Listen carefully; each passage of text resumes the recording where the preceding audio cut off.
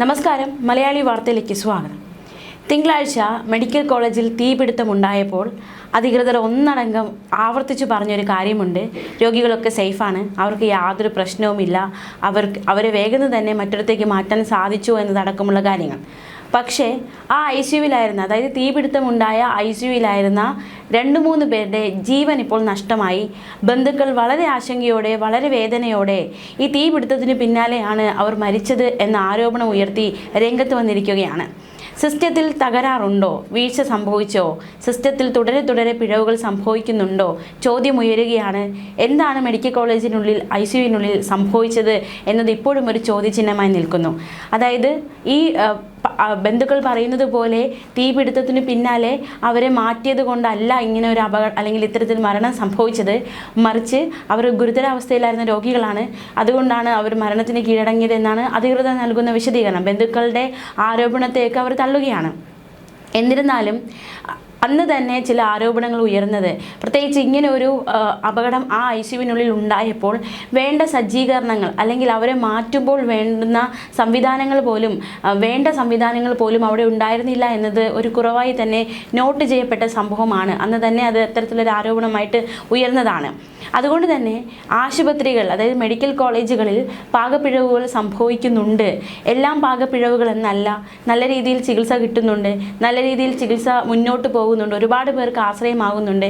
ഒരുപാട് സാധാരണക്കാർക്ക് ആശ്രയമാകുന്ന മെഡിക്കൽ കോളേജുകളിൽ തീർച്ചയായിട്ടും എല്ലാം തകർന്നിരിക്കുന്നു എന്ന് പറയാൻ കഴിയില്ല. എങ്കിൽ പോലും ചില പിഴവുകൾ ഉണ്ട് എന്നത് ചില സംഭവങ്ങൾ ഉണ്ടാകുമ്പോൾ അത് വീണ്ടും ചൂണ്ടിക്കാണിക്കപ്പെടുകയാണ്. വെന്റിലേറ്ററിന് തീപിടിച്ച് അപകടമുണ്ടായപ്പോൾ മെഡിക്കൽ കോളേജ് ആശുപത്രി മൾട്ടി സ്പെഷ്യാലിറ്റി ബ്ലോക്കിലെ സർജിക്കൽ ICUവിൽ നിന്ന് മാറ്റിയ രോഗി പിറ്റേന്ന് മരിച്ചു. ചെങ്കൽ സ്വദേശി സനീഷാണ് മരിച്ചത്. 38 വയസ്സായിരുന്നു. 17-ാം തീയതി രാവിലെയാണ് മെഡിക്കൽ കോളേജിലെ സർജിക്കൽ ICUവിൽ വെന്റിലേറ്റർ പൊട്ടിത്തെറിച്ച് തീപിടുത്തമുണ്ടായത്. സനീഷ് 18-ന് രാത്രി 8:30-യോടെ മരിച്ചു. പൊട്ടിത്തെറിച്ച വെന്റിലേറ്റർ യൂണിറ്റ് ഉപയോഗിച്ചിരുന്നത് സനീഷിന് വേണ്ടിയാണെന്നാണ് ബന്ധുക്കൾ പറയുന്നത്. തീപിടുത്തമുണ്ടായ ദിവസം ചികിത്സയിലുണ്ടായിരുന്ന പിന്നീട് മരിച്ച 4 രോഗികളുടെ ബന്ധുക്കളും സമാനമായ ആരോപണവുമായി രംഗത്ത് വന്നിരിക്കുകയാണ്. തീർച്ചയായിട്ടും അവർക്ക് ആശങ്കയുണ്ടാകും, അവർക്ക് ചോദ്യങ്ങളുണ്ടാകും, അവർക്ക് സംശയങ്ങളുണ്ടാകും. തങ്ങളുടെ ഉറ്റവർ മരിച്ച വേദനയിൽ അവർ നിൽക്കുന്നു. ആ വേദനയിൽ നിന്ന് അവർ ചിലപ്പോൾ അത്തരത്തിൽ, അതായത് ഈ ഒരു കാരണം, തീപിടുത്തം ഉണ്ടായതിന് പിന്നാലെ ആയിരിക്കാം ഇത്തരത്തിലുള്ള മരണം സംഭവിച്ചത്, അതിൻ്റെ പാകപ്പിഴവുകളായിരിക്കാം തങ്ങളുടെ ഉറ്റവരുടെ മരണത്തിലേക്ക് നയിച്ചത് എന്ന ആശങ്ക ആ ബന്ധുക്കൾക്കുണ്ടാകും. എന്തായാലും ഈ ആശങ്കകൾക്കൊക്കെ മറുപടി പറയേണ്ടത് കേരളത്തിലെ ആരോഗ്യമന്ത്രി തന്നെയാണ്. തീർച്ചയായിട്ടും രോഗികളുടെ ബന്ധുക്കളുടെ ഈ ആരോപണം അല്ലെങ്കിൽ അവരുടെ ഈ പരാതിക്ക് കൃത്യമായൊരു മറുപടി കേരളത്തിലെ ആരോഗ്യമന്ത്രി നൽകേണ്ടിയിരിക്കുന്നു. തീപിടുത്തമാണ് മരണകാരണമെന്നാണ് ആരോപണം. ആരും പക്ഷെ പരാതി നൽകിയിട്ടില്ല. ചിലരുടെ കുടുംബം പരാതി നൽകിയേക്കാനുള്ള സാധ്യതയുണ്ട്. ടൈൽസ് പണിക്കാരനായിരുന്ന സനീഷ് ജോലി കഴിഞ്ഞ് മടങ്ങുന്നതിനിടെ 8-ാം തീയതി രാത്രി 9:30-യോടെ കരമന കളീക്കാവിള റോഡിൽ നെയ്യാറ്റിൻകര ബസ് സ്റ്റാൻഡ് ജംഗ്ഷനിലാണ് ബൈക്ക് നിയന്ത്രണം വിട്ട് മറിഞ്ഞ് അപകടമുണ്ടായത്. ഗുരുതരമായി പരിക്കേറ്റ സനീഷിനെ മെഡിക്കൽ കോളേജ് ആശുപത്രിയിലെ തീവ്രപരിചരണ വിഭാഗത്തിൽ പ്രവേശിപ്പിക്കുകയായിരുന്നു. 17-ന് ICUവിൽ തീപിടുത്തമുണ്ടായപ്പോൾ അവിടെ നിന്ന് ഒഴിപ്പിച്ച രോഗികളുടെ കൂട്ടത്തിൽ സനീഷിനെ കണ്ടിരുന്നില്ല എന്നാണ് ബന്ധുക്കളുടെ ആരോപണം. പിന്നീട് സനീഷിനെ മറ്റൊരു ICUവിലേക്ക് മാറ്റിയെന്ന അറിയിപ്പ് വരുന്നു. അപകടമുണ്ടായി 2 ദിവസത്തിന് ശേഷം സനീഷിന് കഞ്ഞി നൽകി തുടങ്ങിയെന്നും നില മെച്ചപ്പെട്ടു തുടങ്ങിയതായും ആശുപത്രി അധികൃതർ പറഞ്ഞിരുന്നുവെന്നാണ് ബന്ധുക്കൾ വ്യക്തമാക്കുന്നത്. പക്ഷേ തീപിടുത്തമുണ്ടായ ശേഷം സനീഷിനെ കുറിച്ച് ഒരു വിവരവും ആശുപത്രി അധികൃതർ അറിയിച്ചില്ല. എന്നാൽ 18-ാം തീയതി രാവിലെ പറയുന്നത് സനീഷിന്റെ നില ഗുരുതരമായി എന്നാണ്. അന്ന് രാത്രിയാണ് മരണം സംഭവിച്ചതെന്നും ബന്ധുക്കൾ പറഞ്ഞു. വിഷയത്തിൽ സമഗ്ര അന്വേഷണം ആവശ്യപ്പെട്ട് മുഖ്യമന്ത്രി ഉൾപ്പെടെയുള്ളവർക്ക് പരാതി നൽകുമെന്ന് കുടുംബം അറിയിച്ചു. സനീഷിന്റെ സംസ്കാരം നടത്തി. പ്രാർത്ഥന 4-ന് എന്തായാലും ഒരു വിയോഗം, പിന്നാലെ 5 മരണങ്ങൾ സംഭവിച്ചു.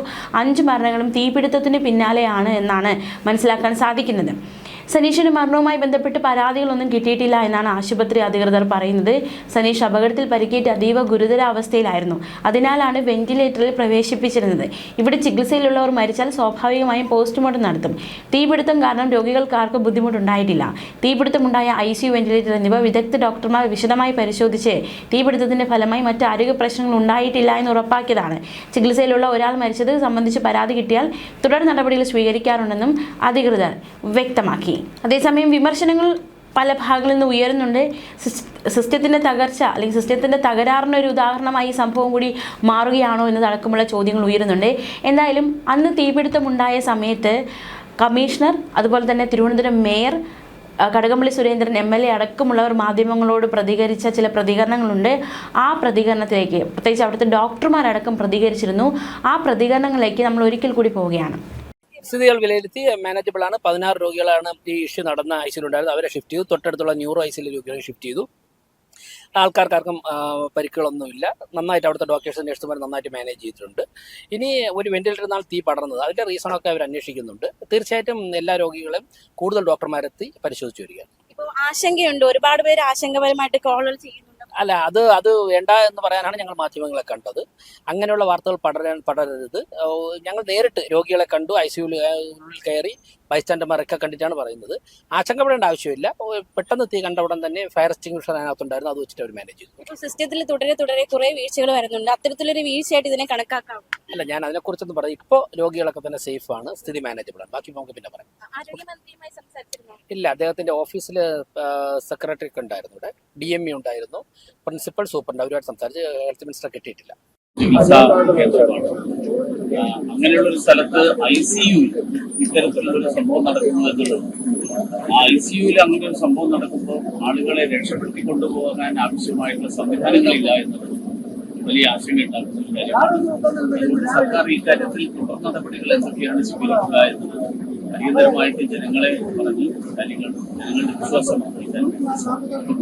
ഒരുപാട് വീഴ്ചകൾ തുടരുന്നുണ്ട്. അതിലൊരു വീഴ്ച കണക്കാക്കാമോ? തീർച്ചയായിട്ടും കേരളത്തിലെ ആരോഗ്യ മേഖലയിൽ നാട്ടില്ലാത്ത ഒരവസ്ഥ കഴിഞ്ഞ കുറെ കാലമായിട്ടുണ്ട്. അതിൽ അടിയന്തരമായിട്ട് പരിഹാരം കണ്ടെത്താൻ ജനങ്ങൾ തന്നെ ഇനി തെരഞ്ഞെടുപ്പുകൾക്ക് ഇറങ്ങേണ്ടി വരും. തെരഞ്ഞെടുപ്പോട് കൂടിയിട്ട് അതിനുള്ള പരിഹാരമാവുന്ന ഞാൻ വിശ്വസിക്കുന്നു. ഇടപെടൽ ഉണ്ടായിട്ടുണ്ട്. ആരെങ്കിലും മിസ് ചെയ്യപ്പെട്ടിട്ടുണ്ടോ എന്നുള്ള കാര്യവും പരിശോധനയ്ക്ക് വിധേയമാക്കിയിട്ടുണ്ട്. ആരും തന്നെ മിസ് ചെയ്യപ്പെട്ടിട്ടില്ല. ഇപ്പോൾ ഇവിടുത്തെ PROയുടെ നേതൃത്വത്തിൽ, സെക്യൂരിറ്റി ഓഫീസറുടെ നേതൃത്വത്തിൽ എല്ലാ വാർഡുകളും സന്ദർശിച്ച് അതിനാവശ്യമായിട്ടുള്ള കാര്യങ്ങൾ തിട്ടപ്പെടുത്തുന്നതിന് വേണ്ടിയിട്ടുള്ള നടപടികൾ സ്വീകരിച്ചിട്ടുണ്ട്. ഞാൻ ബഹുമാനപ്പെട്ട ആരോഗ്യമന്ത്രിയോട് സംസാരിച്ചു.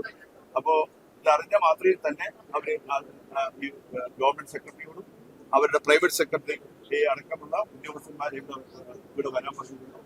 ഇവിടെ ഗവൺമെന്റ് സെക്രട്ടറിയുടെ സാന്നിധ്യത്തിൽ DMO അടക്കമുള്ള ഉന്നത ഉദ്യോഗസ്ഥരുടെ യോഗം ചേർന്നു. പ്രിൻസിപ്പലും അതുപോലെ തന്നെ നമ്മുടെ വിശ്വനാഥൻ DMEയും എല്ലാവരും ആ യോഗത്തിൽ പങ്കെടുത്തിട്ടുണ്ടായിരുന്നു. എല്ലാ പ്രാഥമികമായിട്ടുള്ള കാര്യങ്ങളും അവർ വിലയിരുത്തിയിട്ടുണ്ട്. വിലയിരുത്തിയുടെ അടിസ്ഥാനത്തിലുള്ള തീരുമാനങ്ങൾ എടുത്തിട്ടുണ്ട്. ആ തീരുമാനങ്ങളുമായിട്ട് മുന്നോട്ട് പോവാണ്. ഗവൺമെന്റിനെ സംബന്ധിച്ചിടത്തോളം ഗവൺമെന്റ് ബഹുമാനപ്പെട്ട മിനിസ്റ്റർ അറിയിച്ചിട്ടുള്ളത് അന്വേഷണം, പ്രാഥമിക അന്വേഷണത്തിന് ഉത്തരവിട്ടിട്ടുണ്ട്. അന്വേഷണത്തിന്റെ ഫലം കിട്ടിയാൽ ഉടൻ തന്നെ അതിനാവശ്യമായ നടപടി സ്വീകരിക്കും. അപ്പോൾ പ്രാഥമികമായിട്ട് ഇതിന്റെ പശ്ചാത്തലത്തിൽ, ഈ വെന്റിലേറ്റർ തീ പിടിച്ചതിന്റെ പശ്ചാത്തലത്തിൽ നമ്മുടെ ഈ ഹോസ്പിറ്റലിലുള്ള വെന്റിലേറ്റേഴ്സിന്റെ എല്ലാം തന്നെ പരിശോധന നടത്താൻ തീരുമാനിച്ചിട്ടുണ്ട്. ഒപ്പം തന്നെ മിനിസ്റ്ററുടെ നിർദ്ദേശപ്രകാരം സംസ്ഥാനത്തെ എല്ലാ ഹോസ്പിറ്റലുകളിലെയും വെന്റിലേറ്ററുകൾ അടക്കമുള്ള ഉപകരണങ്ങളുടെ പരിശോധന, ഓഡിറ്റിംഗ് അടിയന്തരമായിട്ട് നടത്തുന്നതിന് വേണ്ടിയിട്ടുള്ള നിർദ്ദേശം നൽകിയിട്ടുണ്ട്. കൃത്യമായിട്ടുള്ള എണ്ണം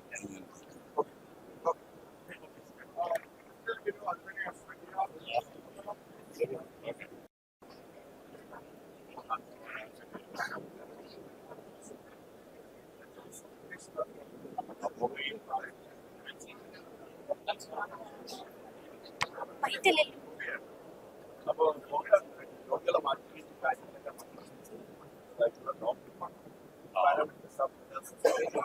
അതുപോലെ PG സ്റ്റുഡൻസ്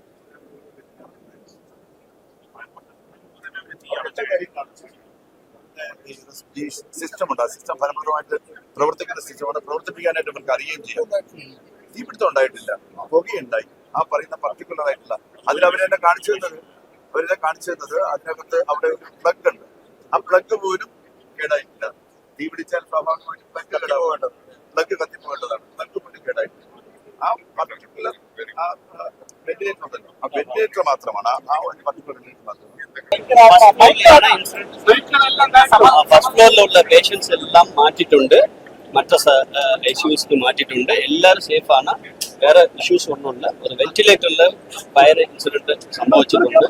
അത് ഇലക്ട്രിക്കൽ എഞ്ചിനീയേഴ്സ് ഉണ്ട്, ഇലക്ട്രിക്കൽ ഇൻസ്പെക്ടറേറ്റിലുള്ള അഫീഷ്യൽസ് ഉണ്ട്. അതിൻ്റെ വയറിങ് മറ്റു കാര്യങ്ങളെല്ലാം പരിശോധിക്കുന്നുണ്ട്. മറ്റു ഫ്ലോസ് എല്ലാം ഇപ്പോൾ വേറെ പ്രശ്നങ്ങളുണ്ടെന്നാണ് അവർ എന്നോട് പറഞ്ഞത്. എനിവേ അവർ പരിശോധിച്ചു കൊണ്ടിരിക്കുകയാണ്. പേഷ്യൻസ് എല്ലാം സേഫാണ്. ആ ഫയർ ഇൻസിഡന്റ് നടന്നപ്പോൾ നല്ല സ്മോക്ക് ഉണ്ടായിരുന്നു അവിടെ. പിന്നെ ഫയർ എക്സ്റ്റിങ്ക്വിഷേഴ്സ് എല്ലാം അവിടെ തന്നെ ഉണ്ടായിരുന്നു. പെട്ടെന്ന് തന്നെ അവിടുത്തെ മെഡിക്കൽ സ്റ്റാഫ് വേഗം റിയാക്ട് ചെയ്ത് അതെല്ലാം ക്ലോസ് ചെയ്തു. അതുകൊണ്ട് വേറെ വലിയ ഇഷ്യൂസ് ഒന്നും സംഭവിച്ചിട്ടില്ല. ഉടൻ തന്നെ പേഷ്യൻസ് എല്ലാം മറ്റു സ്ഥലങ്ങളിലായി അവരെല്ലാം സേഫാണ്. വേറെ ഇഷ്യൂസ് ഇല്ല. സ്റ്റാഫ് 2 മെഡിക്കൽ സ്റ്റാഫ് മാത്രം സ്മോക്ക് ഇൻഹാൽ ചെയ്തിട്ടുണ്ട്. ആ ഒരു ഡിസ്കംഫർട്ട് അവർ അവിടെ ഒബ്സർവേഷൻ ചെയ്യാണ്. വേറെ പ്രശ്നങ്ങളൊന്നുമില്ല. എല്ലാം അണ്ടർ കൺട്രോളാണ്. വേറെ ഇഷ്യൂസ് ഇവിടെ എല്ലാ ഉദ്യോഗസ്ഥന്മാരുണ്ട്. ഇലക്ട്രിക്കൽ ഇൻസ്പെക്ടറേറ്റില് ഇലക്ട്രിക്കൽസ്, ഫയർ ഫോഴ്സ് എല്ലാം ഇവിടെ റവന്യൂ വകുപ്പ് എല്ലാവരും ഉണ്ട്. അവരെല്ലാ കാര്യങ്ങളും പരിശോധിക്കുന്നുണ്ട്. എല്ലാം അണ്ടർ കൺട്രോളാണ്. വേറെ ഇഷ്യൂസ്. Thank you.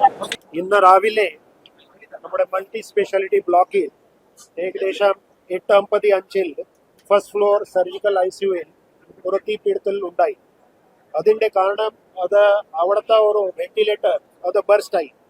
പക്ഷെ പ്രത്യേകിച്ച് പറയാനുള്ളത് അവിടുത്തെ ഹൗസ് സർജൻ, തൊട്ടടുത്ത ഉള്ള 3 ഡോക്ടേഴ്സ്, നഴ്സസ് അതെല്ലാം വളരെ പ്രസൻസ് ഓഫ് മൈൻഡ് കാണിച്ചുകൊണ്ട് ആ വെന്റിലേറ്റർ ബർസ്റ്റ് ആയി. അത് അവരെ തന്നെ അവിടുത്തെ ഫയർ എക്സ്റ്റിങ്വിഷർ ഉപയോഗിച്ചുകൊണ്ട് അത് കൺട്രോളിലാക്കി. അപ്പോൾ ആദ്യമേ തന്നെ പറയാനുള്ളത് അവിടുത്തെ ആ സർജിക്കൽ ആ ICUവിലുള്ള ആ പേഷ്യൻ്റ് ഒപ്പം അവിടുത്തെ ഡോക്ടർ, അവിടുത്തെ നഴ്സസ്, അവിടുത്തെ എല്ലാ സ്റ്റാഫ് വളരെ ധൈര്യമായി കാര്യങ്ങൾ അത് ചെയ്തിട്ട് അവരുടെ പരിശീലനത്തിൻ്റെ അടിസ്ഥാനത്തിൽ ആ ഫയർ എക്സ്റ്റിങ്വിഷ് ചെയ്യാൻ സാധിച്ചു.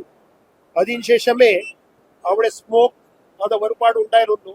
അതുകൊണ്ട് അവിടുത്തെ എല്ലാ 16 പേഷ്യൻ്റ് അപ്പോൾ തന്നെ ഈ ടീം മറ്റെല്ലാ സ്റ്റാഫ് അത് എടുത്തിട്ട് MICU വാർഡ് 7 അവിടെയാണ് നമ്മൾ കൊണ്ടുപോകാനുള്ള എല്ലാ ഏർപ്പാട് ചെയ്തിട്ട് ഷിഫ്റ്റ് ചെയ്ത് കഴിഞ്ഞു. അവിടെ തൊട്ടടുത്ത അപ്പോസിറ്റ് സൈഡിലുള്ള വാർഡിൽ 16 പേഷ്യൻ്റ് ഉണ്ടായിരുന്നു. അങ്ങനെ ടോട്ടൽ 32 പേഷ്യൻ്റ് ആണ് നമ്മൾ ആ ഏരിയയിൽ നിന്ന് ഇവാക്യുവേറ്റ് ചെയ്തിട്ട് കഴിഞ്ഞിട്ട് അവർക്ക് ഉചിതമായ ട്രീറ്റ്മെന്റ് അത് തുടർച്ചയായിട്ട് നമ്മൾ ചെയ്യുന്നു. ഷിഫ്റ്റ് ചെയ്തിട്ടുള്ള സ്ഥലത്ത് ഈ ICU പോലെ തന്നെ എല്ലാ സംവിധാനമുണ്ട്. എല്ലാ ഈ 32 പേഷ്യൻ്റ് സ്റ്റേബിൾ ആണ്. അവിടെ ഒരു വേറെ അപകടം ഒന്നും ഉണ്ടായിട്ടില്ല. ഉടൻ തന്നെ ഫയർ ഫോഴ്സും ഇവിടെ സ്ഥലത്ത് എത്തി ഈ മുഴുവൻ ഫയർ സിറ്റുവേഷൻ അവരെ കൺട്രോളിൽ എടുത്തിട്ട് മറ്റെല്ലാ ക്രമീകരണങ്ങൾ അവർ ചെയ്ത് വരുന്നു. അപ്പോൾ അതേ സമയത്ത് DME doctor Viswanathan, superintendent, principal doctor Jabbar, പിന്നെ ഈ മൾട്ടി സ്പെഷ്യാലിറ്റിന്റെ സൂപ്രണ്ട് എല്ലാവരും ഒരുമിച്ച് പ്രവർത്തിച്ചിട്ട് ഒരാൾ പ്രധാനപ്പെട്ട MICUവിൽ 10 ബെഡിന്റെ ക്രമീകരണങ്ങൾ, 7ാമത്തെ വാർഡിൽ 100 ICU ബെഡിന്റെ ക്രമീകരണങ്ങൾ അവരെ തുടങ്ങി. അപ്പോൾ അങ്ങനെയാണ് നമ്മൾ ഇപ്പോഴത്തെ സംഭവം നടന്നിട്ടുള്ള സ്ഥലം അത് മുഴുവൻ കൺട്രോളിലാണ്. അതേ സമയത്ത് ഈ മൾട്ടി സ്പെഷ്യാലിറ്റി ബ്ലോക്കിൽ as A abundant precaution we have to also see that what is the reason for the fault. അതുകൊണ്ട് ഇലക്ട്രിക് ഇൻസ്പെക്ടറേറ്റിന്റെ സംഘം വന്നു കഴിഞ്ഞു. അവരെ ഇത് പഠനം ചെയ്യും. പക്ഷെ ഞങ്ങൾക്ക് ഒരു ടെക്നിക്കലി തോന്നിയ ഒരു കാര്യം, നമ്മൾ 2ാമത്തെ ഫ്ലോർ 3ാമത്തെ ഫ്ലോറിൽ cardio thoracic pulmonary critical care ICU